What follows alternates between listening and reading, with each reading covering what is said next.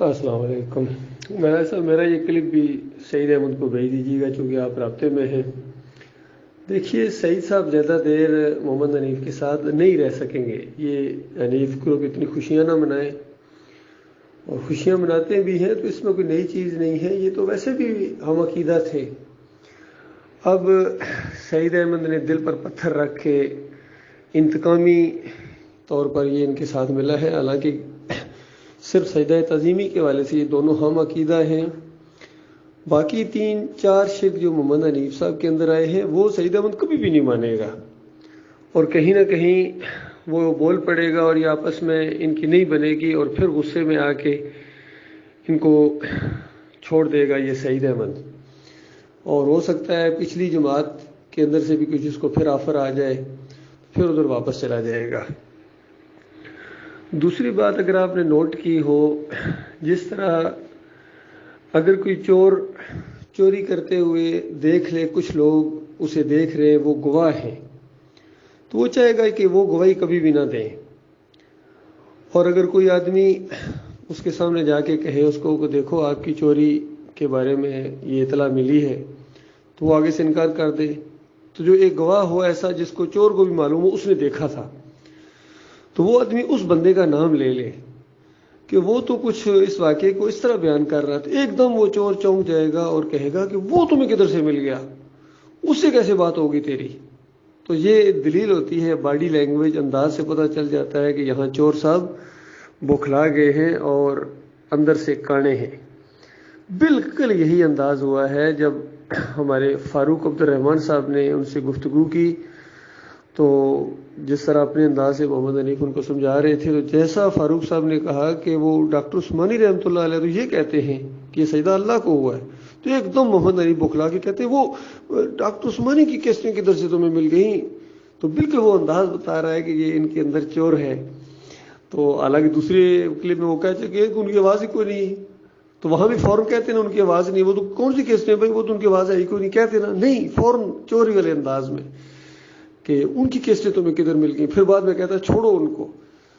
تو یہ واقعات سارے کڑی سے کڑی ملتی ہے، اور یہ بالکل جھوٹ کے اوپر ہے، اور واقعی ان دونوں کو اب کہا جا سکتا ہے جب سے ان کے اندر یہ شرک آیا ہے تو تب ان کو مرتدین کے گروہ بالکل کہا جا سکتا ہے۔ وہ جو کبھی محمد حنیف نے بات کہی تھی کہ یہ مرتدین کے 2 گروہ، تو واقعی مرتدین کے یہ 2 گروہ ہیں، ایک کے لیڈر یہ محمد حنیف ہیں، اور دوسرے کے لیڈر اب میرے خیال میں انیس الدین بن گئے ہوں گے، چونکہ یہ تو وہاں سے نکل آئے، سعید احمد تو وہاں سے نکل کے ایک مرتدین کے گروہ سے نکل کر دوسرے مرتدین کے گروہ میں چلے گئے ہیں، ان کا معاملہ تو ایک ہی ہے۔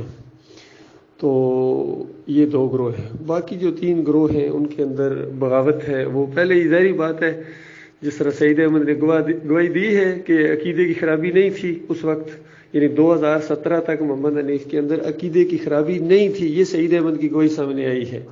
اور ان کو غلطی لگی تھی فتویٰ لگانے میں۔ تو آپ خود سوچ لیجئے کہ ان سب کا وہ جو انداز تھا وہ تو پھر باغیانہ تھا، اور باغیوں کو مرتد تو نہیں کہا جا سکتا جب تک وہ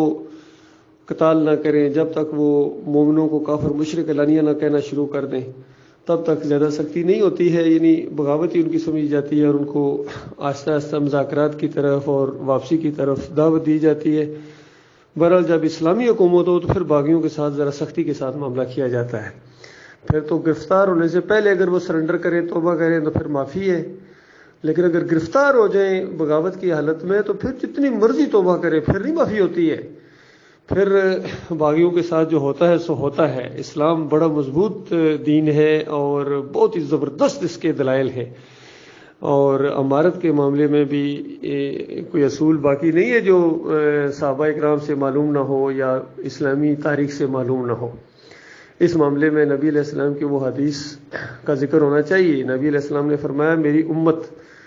اگر ایک امیر کے اوپر متفق ہو جائے تو اس کے بعد کوئی دوسرا اپنا ہاتھ بڑھائے اور کہے کہ مجھے اپنا امیر مانو، تو اقتلہم کائن من کان، تو اس کو قتل کر دیا جائے چاہے کوئی ہو۔ یہ نبی علیہ السلام کی بات ہے۔ تو اس حوالے سے جب یہ علیحدہ ہوئے تھے، انہوں نے اپنا امیر علیحدہ بنایا تھا، تو اسی وقت یہ فارغ ہونے کے لائق تھے، یہ سب کچھ تو اسی وقت فارغ ہو جاتا یعنی بدر زمان صدیقی اسی وقت فارغ ہو جاتی ہے، سارے یہ فارغ ہو چکے ہوتے اگر اسلامی حکومت ہوتی تو۔ بہرحال ان لوگوں کو اللہ کا شکر ادا کرنا چاہیے کہ ان کو بار بار موقع مل رہے ہیں۔ پھر ان باغیوں کے گروپ کے اندر سے پھر 3 گروپ اور نکلے، ٹوٹل 4 ہو گئے۔ تو اب یہ 4 باغیوں کے گروپ ہیں، جن میں سے ایک مرتدین کی صف میں شامل ہو گیا، اور باغیوں کے گروپ 3 رہ گئے ہیں۔ ایک کے امیر دائیو ہیں، سردار علی دائیو، اور اس کے دستے راست اختر بیگ ہیں۔ دوسرا یہ یعقوب علی کا گروپ ہے، جس کے دستے راست دایاں بازو سرفراز اور بایاں بازو زبیر ہے۔ اور تیسرا یہ باغیوں کا گروپ ہے، جس میں فیاض محمود باجوہ اصل میں لیڈ کر رہے ہیں، پیچھے ہیں لیکن لیڈ یہی کر رہے ہیں، اور اس کے دستے راست عبید الرحمان جو برائے نام کھٹپوتلی امیر ہیں، اور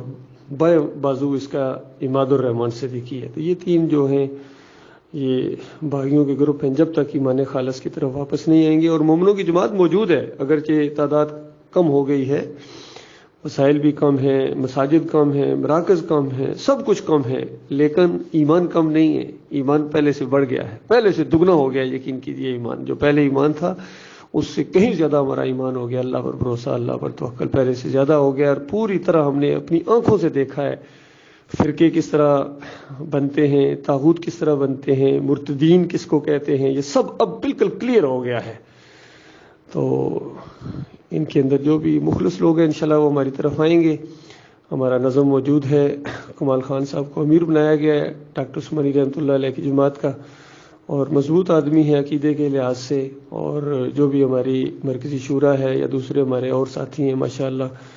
بہت ہی کمزور جو لوگ ہوں گے وہ اب ان میں رہیں گے، محمد حنیف کے ساتھ اور ان دوسرے باغیوں کے ساتھ، جو ذرا بھی جن کے اندر ایمانی غیرت ہوگی، مجاہد قسم کے لوگ ہوں گے، وہ انشاءاللہ نکل کر ہمارے ساتھ آ رہے ہیں، اور بھی آئیں گے انشاءاللہ۔ اور اب یہ مضبوط نظم ہے، اور انشاءاللہ یہ استقامت دکھائے گا، اللہ کی رہنمائی ہوگی،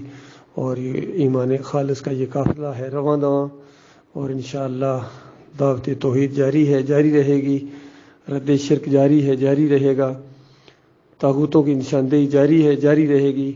کوئی طاقت اس کو نہیں روک سکتی ہے، چاہے کافروں، مشرکوں، مرتدین، باغیوں کے سینے غم و غصہ سے پھٹ جائیں، تب بھی یہ دعوت جاری رہے گی۔ باقی اصل باغی وہی ہیں جو سرغنے ہیں، باقی جو پیچھے چلنے والے ہیں کتنوں کو پوری بات معلوم ہی نہیں ہے، اور کتنے ایسے ہیں جو خلوص ہے ان کو بتایا ہی نہیں گیا ہے، صحیح بات پتہ ہی نہیں ہے ان کو، یا غلط ان کو بات بتائی گئی ہے، ان کے بچنے کے چانس موجود ہیں۔ لیکن یہ جو پورے شعور کے ساتھ سرغنے جن کا میں نے پہلے نام لیا ہے، یہ بہت بڑے مجرم ہیں، اور بہت بڑی مشکل میں یہ پڑ جائیں گے، دنیا میں بھی اور آگے بھی پھنس جائیں گے بری طرح۔